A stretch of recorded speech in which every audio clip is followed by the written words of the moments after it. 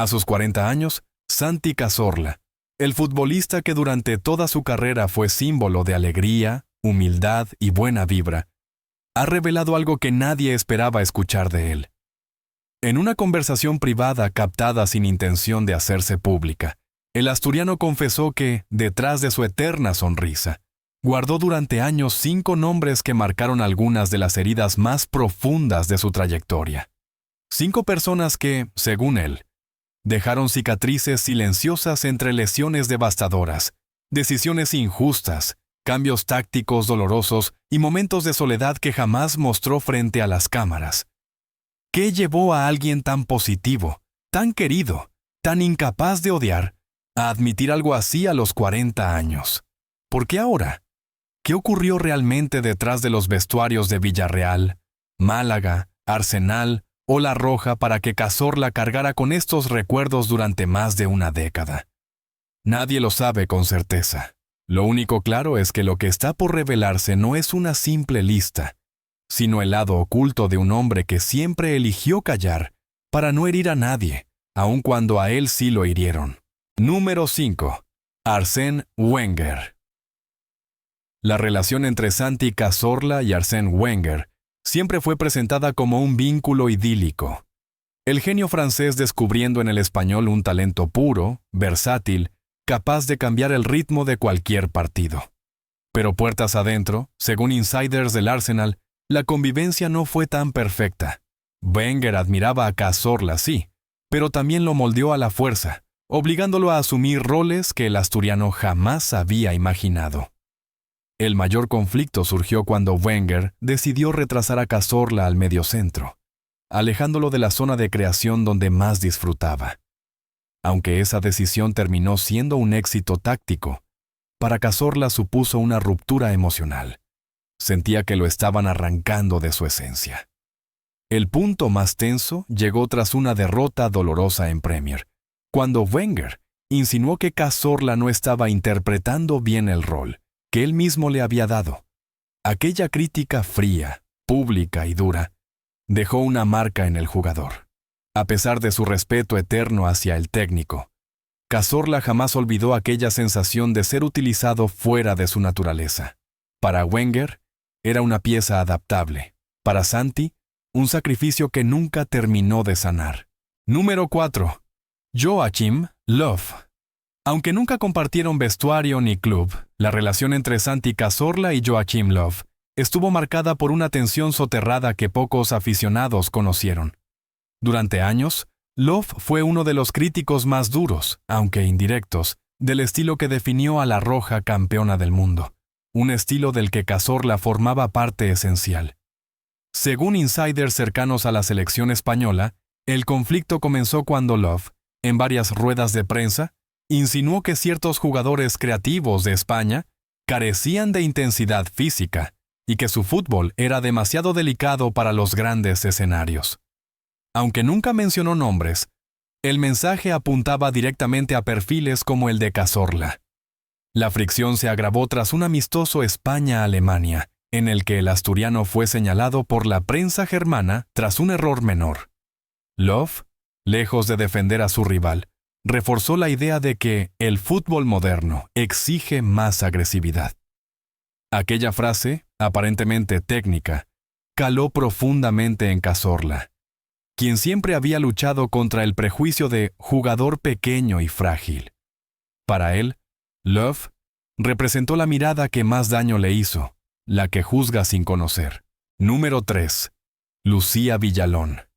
Lucía Villalón, una de las periodistas deportivas más reconocidas de la televisión española, protagonizó junto a Santi Cazorla momentos de fricción que nunca llegaron a los titulares, pero que dejaron huella en el asturiano. Durante su etapa cubriendo a La Roja y a los equipos españoles en competiciones europeas, Villalón entrevistó en numerosas ocasiones a Cazorla, especialmente en sus años marcados por lesiones dolorosas y regresos inciertos. Según insiders, el conflicto surgió cuando, tras un largo periodo fuera de los terrenos de juego, Villalón le preguntó en directo si creía que su carrera estaba cerca del final. Aquella pregunta, lanzada con naturalidad profesional, fue un golpe directo al corazón del jugador, que atravesaba uno de los momentos más vulnerables de su vida deportiva. Semanas después, en otro reportaje, Villalón insinuó que la explosión de jóvenes talentos hacía más difícil justificar un puesto para Cazorla en La Roja. Aunque el asturiano respondió con educación, su mirada reveló una mezcla de tristeza y decepción. Desde entonces, cada encuentro entre ambos estuvo marcado por una cordialidad tensa, una distancia construida sobre heridas invisibles que ningún micrófono recogió. Número 2. Mikel Arteta. Lo que muchos aficionados nunca supieron es que, detrás de la amistad y la complicidad que unían a Santi Cazorla y Mikel Arteta en el Arsenal, existió también una etapa cargada de tensiones internas. Ambos eran líderes naturales del vestuario. Ambos querían influir en el juego y ambos representaban visiones distintas de cómo debía funcionar el mediocampo Gunner. Según insiders de Londres Colney, el conflicto surgió cuando Arteta, ya convertido en una figura muy escuchada dentro del cuerpo técnico, comenzó a opinar sobre los minutos y el rol de Cazorla en un momento en el que el asturiano luchaba contra lesiones y recaídas. En una reunión privada, Arteta insinuó que el equipo necesitaba más estabilidad y menos riesgo en el centro del campo. Una frase que Cazorla interpretó como un ataque directo a su estilo creativo. La tensión aumentó cuando ciertos jugadores percibieron que Arteta tenía más influencia que algunos titulares, lo que generó discusiones veladas sobre jerarquías. Aunque jamás hubo una explosión pública, la relación entre ambos quedó marcada por un respeto frío, más profesional que afectivo. Para Arteta, Cazorla era brillante pero impredecible. Para Santi, Arteta era el amigo que un día empezó a hablar como entrenador antes de serlo. Número 1. Manuel Pellegrini. La relación entre Santi Cazorla y Manuel Pellegrini fue, durante años, una mezcla de admiración futbolística y tensión silenciosa. El técnico chileno fue clave en el ascenso de Cazorla en el Villarreal, pero también el responsable de decisiones que marcaron profundamente la percepción que el asturiano tenía de sí mismo dentro del equipo. Según insiders del vestuario amarillo, el conflicto surgió cuando Pellegrini comenzó a situar a Cazorla en posiciones que el jugador consideraba ajenas a su naturaleza. Demasiado abierto a la banda, demasiado lejos del balón, demasiado condicionado por la estructura rígida del sistema. El punto más tenso llegó en una charla táctica previa a un partido europeo, cuando Pellegrini le dijo, con absoluta frialdad, que no todos los talentos pueden estar en el centro del campo. Aquella frase cayó como un golpe seco en la confianza del asturiano. Para Cazorla, significó sentirse limitado. Para Pellegrini, era una decisión puramente funcional. A pesar de los éxitos compartidos, la relación quedó marcada por esa herida fina pero profunda. La sensación de que el entrenador que más creyó en él también fue quien más lo encorsetó. Lo que pocos sabían es que detrás de estos 5 nombres, 5 etapas, 5 heridas, 5 silencios acumulados, existía un instante oculto que marcó a Santi Cazorla para siempre. Según una fuente cercana al vestuario de la selección española, todo ocurrió durante una concentración previa a un torneo decisivo. Cazorla, aún intentando volver a sentirse futbolista tras sus lesiones más duras, se acercó a una sala donde varios jugadores y miembros del cuerpo técnico estaban reunidos. Antes de entrar, escuchó su nombre. Y escuchó algo más.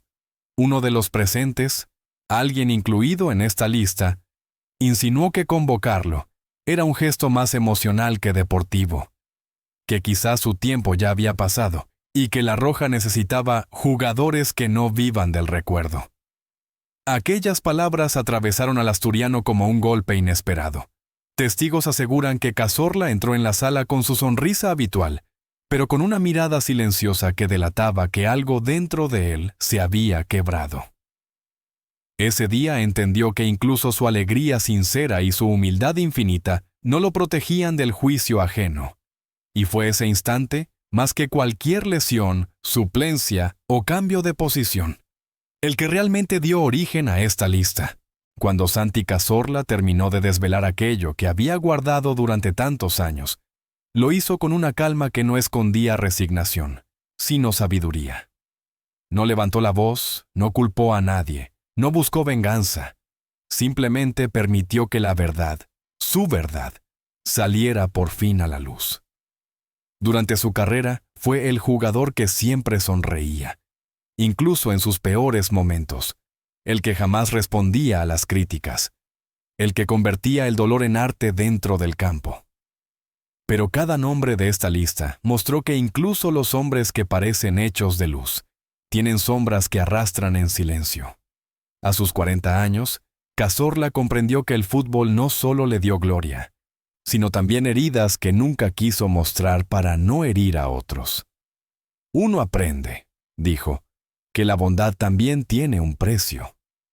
Y en esa frase final quedó capturada la esencia de su confesión, la confirmación de que incluso los corazones más generosos también se cansan de cargar con lo que callan.